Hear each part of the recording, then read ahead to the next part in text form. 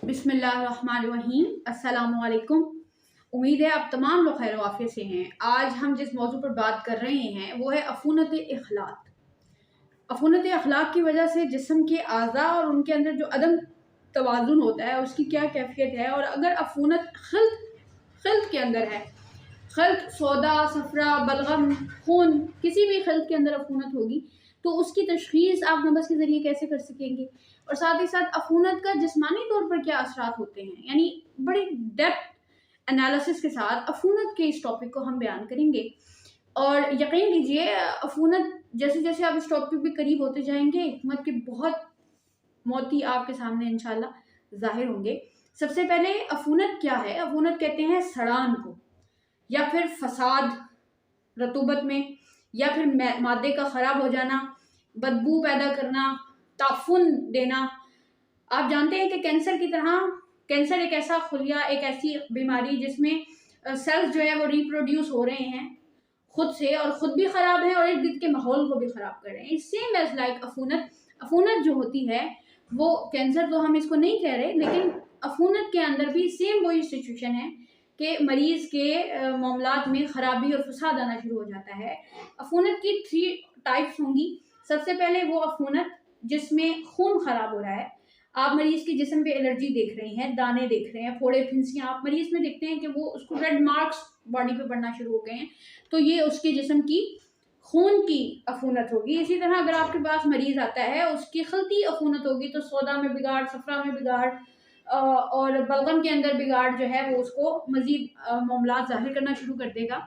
दर्द होगा उसके जिस्म में सोजिश हो सकती है, और साथ साथ में उसका निज़ाम हज़म ख़राब हो सकता है। और बड़ी बड़ी इंपॉर्टेंट मिसाल अफूनत की वो है मरीज़ों का बुखार में होना। क्योंकि मेरी एड्रेसिंग ज़्यादा से ज़्यादा अतिबा इकराम के साथ है, तो आप तमाम लोग ये बात अच्छे से जानते हैं कि जब हमारे मतलब पर मरीज़ आते हैं, मरीज़ आकर आपको कहता है कि मेरे जिस्म में दर्द है, गुर्दे में दर्द है, मैदे में दर्द है, खासकर सर के अंदर दर्द है। फिर एक मरीज़ आपके पास आकर कहता है कि मुझे बुखार रहती है, सुस्ती है, गनूदगी है। या एक मरीज़ आपको कहता है कि मुझे एलर्जी की कई कैफियत है। कई मरीज़ आपको आके कहते हैं कि हमारा हाज़म बड़ा ख़राब है, हमें खाया पिया लग नहीं रहा। तो जितनी भी इससे जुड़ी अलामात मरीज़ सामने लेकर आता है, आपको ये कीप इन माइंड रखना है कि ये सारा अफूनत के चलते हो रहा है। अफूनत सिर्फ सड़ान, ताफुन, खमीर का मतलब ये नहीं होगा कि सिर्फ आंतों में, मैदे में अफूनत मौजूद है। अफूनत आपके वृद्धों में हो सकती है, आपके अरूदर नालियों में हो सकती है, आपके जिगर, गुर्दे, मसाने, फेफड़े, उनकी झिल्लियों पे आपको अफूनत मिल सकती है। बारीक बारीक रेदे हैं जिसमें वेन्स हैं, उनके अंदर भी आपको अफूनत मिलेगी। और इसकी तशख़ीस के लिए कुछ चीज़ें हैं जो याद रखिए बड़ी आसान से। नंबर 1 कि जब अफूनत आप देखें कि जिस्म में अफूनत है और बलगम में और खून में रतूबत है, खून में अफूनत है, तो इसकी बड़ी सादी सी मिसाल है कि जब रतूबत होती है तो मरीज़ के जिस्म में जो अर्ज़ है वो बढ़ जाता है। यानी रतूबत का तकाजा और खासा है कि वो अर्ज़ को बढ़ा देता है, तो मरीज़ की नब्ज़ में आपको चौड़ाई मिलेगी और साथ ही साथ में वो सरी भी होगी। आप में से कितने ही लोग हैं जो मरीज़ की नब्ज़ देखते हैं, एक तो चौड़ी है ऊपर से तेज़ है, तो ये अफूनत की वजह से है। और अफूनत कहाँ? बलगम या खून के अंदर। इसी तरीके से आपके पास एक मरीज़ आता है और उसको आप नब्ज़ देखते हैं कि वो नब्ज़ बारीक है और सरी है। हमने कई बार ये बातें बताई हैं कि नब्ज़ तेज चल रही है, नब्ज़ के अंदर सूरत मौजूद है, नब्ज़ बारीक होती चली जा रही है, और आपको बताया कि नब्ज़ जितनी बारीक होगी उतनी ही जिस्म के अंदर खुश्की मौजूद होगी, दिल को हवाए सर्द की ज़रूरत होगी। यहाँ पर आप ये देखेंगे कि मरीज़ के जिस्म में जो अफूनत होगी सौदावी एतबार से, उसमें नब्ज़ बारीक होती चली जाएगी और उसमें सूरत वाज़ा होगी। इसी तरीके से अगर आप किसी मरीज़ को देखते हैं, उसके अंदर सफ़रा है, गर्मी की वजह से है, और अफूनत सफ़रा की ये पहचान होगी कि मरीज़ के जिस्म में सूरत के साथ साथ शर्फ आ जाएगा, यानी नब्ज़ हाथ लगाते ही आपको मिलना शुरू हो जाएगी। बड़ी अजीब बात मैंने की। हमने तो ये पढ़ा था कि उज़लात की वजह से नब्ज़ ऊपर जाती है। सामईन किराम यहाँ एक बात याद रखें कि आलाते नब्ज़, जो आपका आलाते नब्ज़ है, यानी मरीज़, मैंने ये पीछे मुफ़रदात में पढ़ाया सारा मुफ़रद लफ्ज़ों में कि नब्ज़ का एक आला है, शरियान का एक आला है, सलब है, नरम है, बती है, ज़ोफ़ है, कवी है, ये सब आला शरियान की वजह से अपनी कैफियत बदलते हैं तो मरीज़ को हरारत की वजह से आला शरियान नरम हो जाता है। आपने देखा है खुद ही मरीज़ उतना ही जितनी गर्मी होगी जिसम मरीज़ का पुलपुला होना शुरू हो जाता है, 5 में नबज़ पुलपुली मिलती है, उजलात की कैफियत कम होती है तो नरमी आ जाती है। तो सुफरावी मरीज़ की खल्त सफरा में अफूनत की ये मिसाल होगी कि मरीज़ की नब्ज़ एक तो ऊपर मिलेगी और साथ ही साथ में उसमें सूरत होगी। यहाँ धोखा ना खाइएगा कि उजलात में अफूनत से बारीक नब्ज़ है और हरारत में अफूनत से नब्ज़ शर्फ के अंदर है, दोनों में ही सूरत ज़रूर मौजूद होगी। इसी के साथ साथ अफूनत के उजलात में बाज़ का ये होता है कि मरीज़ की नब्ज़ जो है वो अपना ऊपर का मकाम छोड़ के नीचे को मिलती है, तो मगर साथ साथ सरी होती है। यहाँ धोखा नहीं खाना कि ये कोई गुद्दी नब्ज़ है, ये उजलात की कैफियत में ही अफूनत होती है। ये क्लियर हो गया। उसके बाद सामीन इकराम हम ये देखते हैं कि अफूनत में हमारे पास मरीज़ ज़्यादातर बुखार की कैफियत में आते हैं। कुछ बताते हैं कि बुखार हो जाती है, जैसे कि दब की बुखार है या टाइम शेड्यूल से आपको हर दिन बाद हो रही है, बारी की बुखार की तरह 3 दिन बाद हो रही है या एक मखसूस टाइम के लिए आपको बुखार रहती है। तो ये जितनी भी बुखारें हैं, यहाँ मिसाल लेती हूँ दब की बुखार से। जब आपको दकी बुखार होती है तो आप मरीज़ के दोनों हाथों में नब्ज़ एक तो बराबर देखेंगे और वो माइल्ड मोजियत होगी। बड़ी अजीब बात है कि दक टीबी का बुखार है, आंतों का टीबी है, दिमाग का टीबी है, किसी भी किस्म का टीबी होगा, बुखार में अगर आपका वो मरीज़ आ रहा है आप देखेंगे नब्ज़ उसके से मौजी है। मौजी आप सब लोग बहुत अच्छे से जानते हैं कि नब्ज़ मौजी में किसको कह रही हूँ।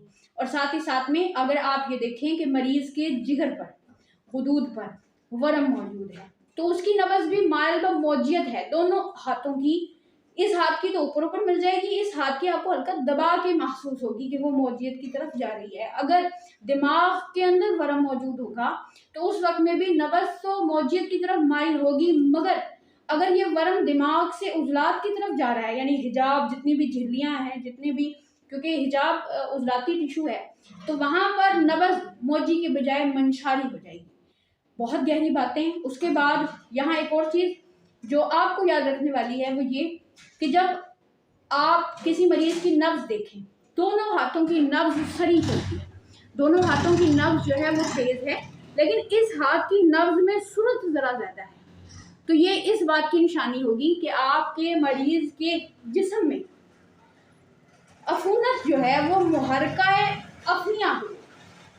मुहरका कहते हैं जलाना, सड़ाना, जलना, तहलील होना, यानी कि इस मरीज़ के जिस्म में अब जो अफूनत मौजूद है उसने इसकी खल्त को जलाना शुरू कर दिया।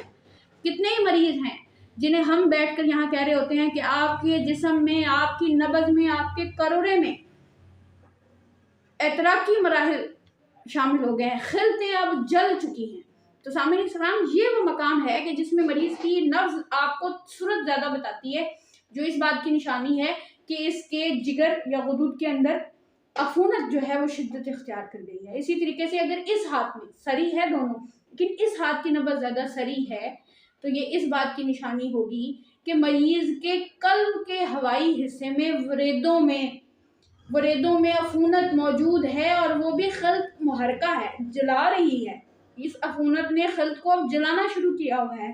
तो जलाने पे फिर मज़ीद नहीं जलाते होते, मज़ीद उसको ऐसी अद्वियात नहीं देनी जो मुअर्रक़ात हों। मुअर्रक़ात कहते हैं पसीना लाने वाली दवाइयों को।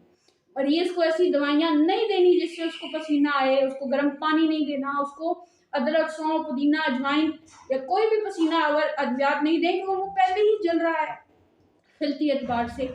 और इसी के साथ साथ अगर आपके पास जो याद रखने वाली बातें हैं कि अगर आपके पास एक मरीज़ आता है, दोनों हाथों की नब्ज़ में सूरत मौजूद है, लेकिन इस हाथ में सूरत के साथ साथ फतरा है, तो मरीज़ के जिस्म में फतरा के लिए ये याद रखें कि जिस हाथ में फतरा होगा उसी जिस्म का वही वाला हिस्सा जो है वो फालिज के अंदर जाएगा।